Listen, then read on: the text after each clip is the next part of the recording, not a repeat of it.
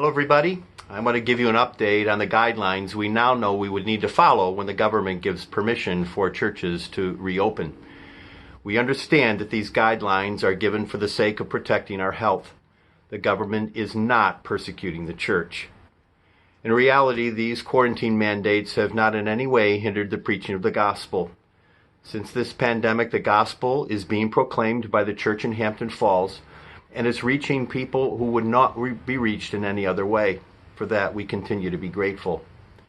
We want you to know that we too are longing for the opportunity to gather for worship again. However, given the guidelines that our own reopening committee feels we would need to follow just to maintain our health, we're in no hurry to get back together. Following guidelines would be in place were we to gather right now. Number 1, everyone would need to wear face masks when they were in the building. Number 2, everyone would need to do hand sanitizing when they enter the building. Number 3, we would need to maintain social distance when entering and exiting.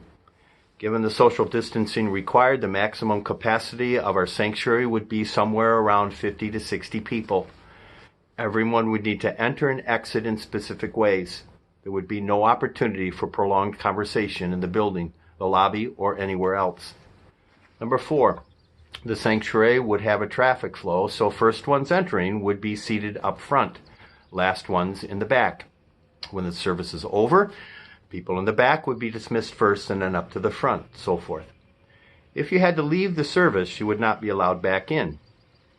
Number 5, there would be no childcare, no nursery, no Sunday school, because children simply cannot be expected to maintain social distancing.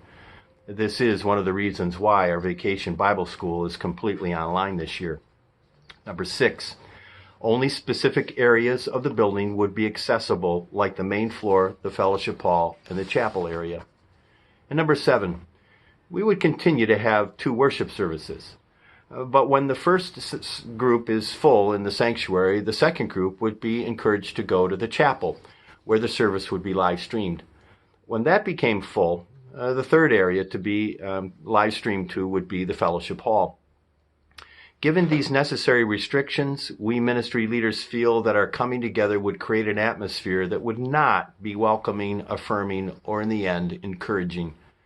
As one friend has said, presently, we're all eager to come back to something that we're not yet allowed to come back to. Profound statement. For this reason, we will wait for the numbers to dramatically change.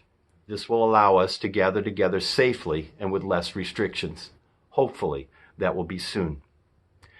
After the pastors, elders, and church council discussed gathered ministry with these stipulations, we have all concluded that we should continue to do ministry as it is presently online until we can safely return with less restrictions. We will continue to monitor the situation and make adjustments accordingly. We're grateful for your faithfulness, particularly in the area of giving. During these challenging times, we thank you for your words of encouragement. They mean a lot, whether you write them or you call us and tell us. We are grateful for your encouragement of us. I've often reflected on the fact that the Apostle Paul exhorted the church to respond with rejoicing, to learn contentment, and follow his example, even as he sat chained in prison. We're not chained anywhere. We feel like we're exiled, but we're not chained. Our situation is one which is far better than the Apostle Paul's was when he encouraged rejoicing. If he could rejoice and learn to be contented in all circumstances, so can we. As we depend on Christ, we learn to apply the secret he encouraged us to apply and realize contentment even now. May the Lord help us to continue to be faithful even in these days. Amen.